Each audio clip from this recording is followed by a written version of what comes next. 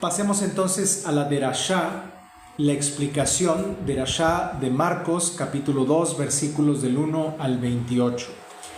Marcos 2 abre con escenas intensas, una casa saturada de gente, un paralítico descendiendo por el techo que habían abierto, una mesa con recaudadores de impuestos, discusiones sobre el ayuno y un debate sobre el Shabbat.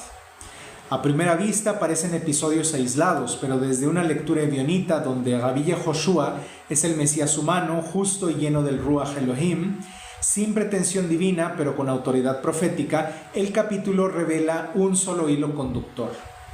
¿Cómo se ve la verdadera fidelidad a la Torá cuando el ser humano está en el centro del mandamiento? 1. Cuando la fe abre techo. Ciencia, psicología y alajá de la parálisis. Los amigos del paralítico abren el techo de la casa.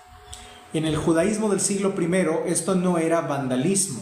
Las casas galileas tenían techos de barro y vigas de madera, fáciles de quitar o de reparar. Históricamente la escena es plausible, los techos eran parte de la arquitectura cotidiana.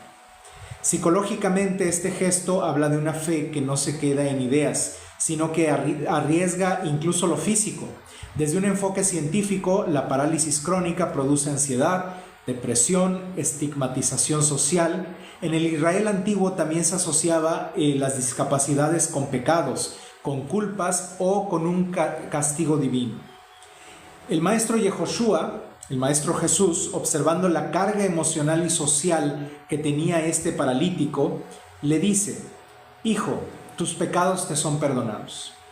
Evidentemente esto no significa que Yehoshua esté actuando en lugar del Creador, sino como profeta autorizado para declarar la voluntad divina, tal como Natán anunció el perdón a David después de que éste se arrepintiera por haberse acostado con Betsabé, o Elías también anunció perdón a Israel.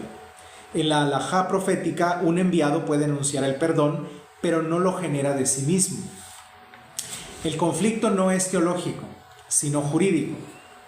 ¿Puede un maestro declarar el perdón sin un sacrificio?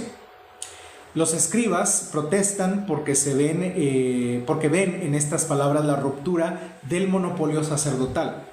Yehoshua responde no con teoría, sino con práctica. Para que sepan, les dice, el perdón se verifica en la sanación.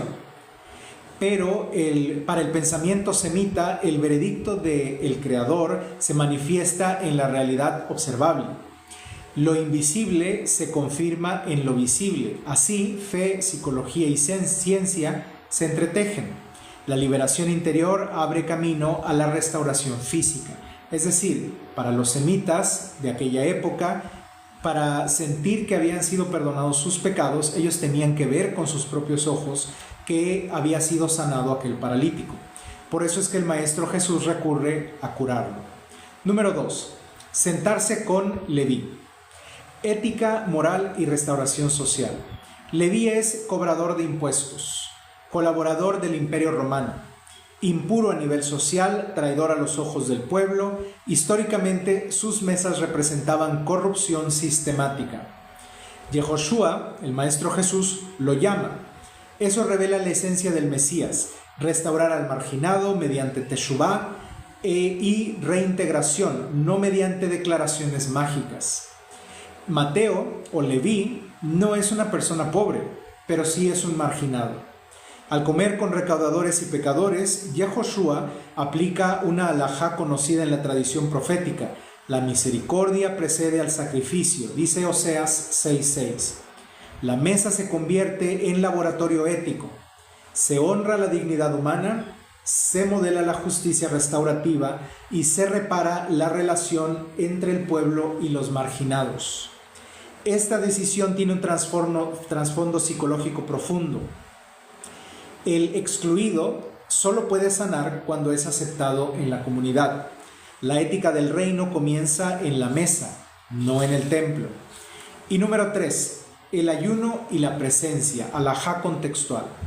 Los fariseos y los discípulos de Juan el Bautista ayunan, pero los discípulos de Jesús no.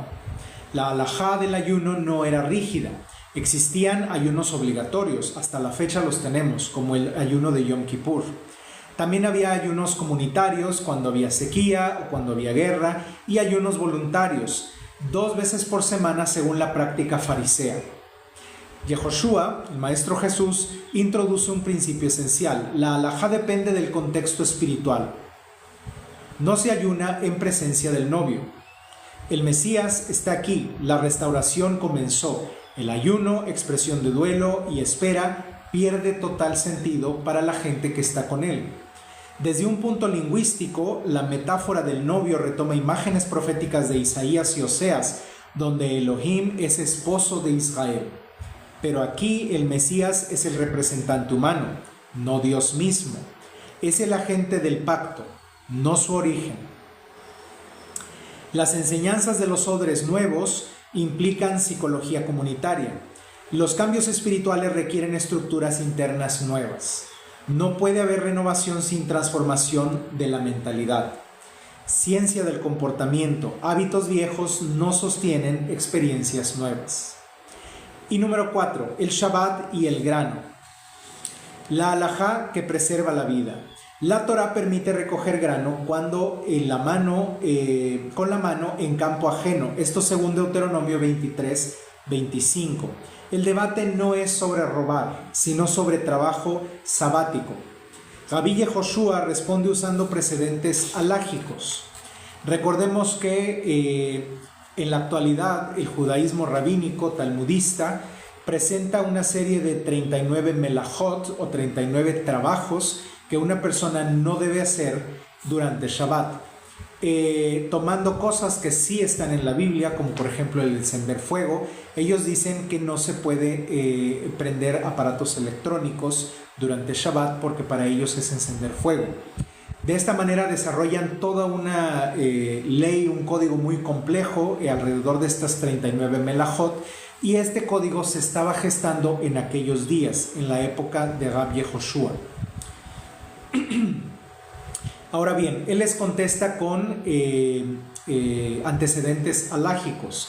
David comiendo los panes de la presencia, acto permitido en situación crítica por el sumo sacerdote en Nov. Aquí revela la clave de toda práctica edionita. El Shabbat fue hecho para el ser humano y no el ser humano para el Shabbat.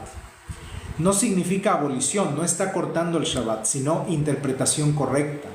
En el judaísmo del siglo I existían escuelas de visiones flexibles del Shabbat, como la escuela de Hillel, y existían escuelas un poco más inflexibles, como la escuela de Shammai, que eran 2 rabinos que no concordaban en muchas cosas. Yehoshua se inscribe en la línea de Hillel. La vida humana prima sobre la norma, porque la norma fue dada para proteger a la vida humana. El título, el Señor del Shabbat, no indica divinidad. En hebreo se entiende como el Hijo del Hombre es la autoridad para interpretar el Shabbat. Es decir, el Mesías tiene autoridad legal dentro de la Torá para establecer precedentes halágicos dentro del marco de la Torá, como hicieron Moshe, Josué, los profetas y los maestros del Sanedrín. Marcos capítulo 2 nos muestra un mismo hilo: perdón que restaura el cuerpo, llamado que dignifica al excluido, halajá que se interpreta desde la presencia divina, no desde el miedo, y Shabbat que protege la vida, no que la oprime. Teológicamente, Rabí Yehoshua, el Maestro Jesús, emerge como el Mesías humano autorizado por Dios, el intérprete más fiel y compasivo de la Torá, el maestro que devuelve al pueblo la vida. Históricamente desafía estructuras injustas, psicológicamente libera la culpa y la parálisis interior. Lingüísticamente usa metáforas que conectan con los profetas. Científicamente sus enseñanzas coinciden con procesos reales de sanación física y mental, es decir, psicológica. Ética y moralmente construye un reino donde la justicia es restaurativa. En la práctica diaria enseña que la Torá se vive en acciones concretas: misericordia, sanación, comida compartida y descanso humanizado.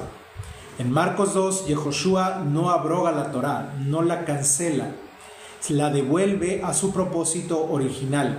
servir al ser humano para que éste pueda servir a Dios. Hasta aquí esta derashá, esta explicación del capítulo 2 del libro de Marcos, del Evangelio de Marcos.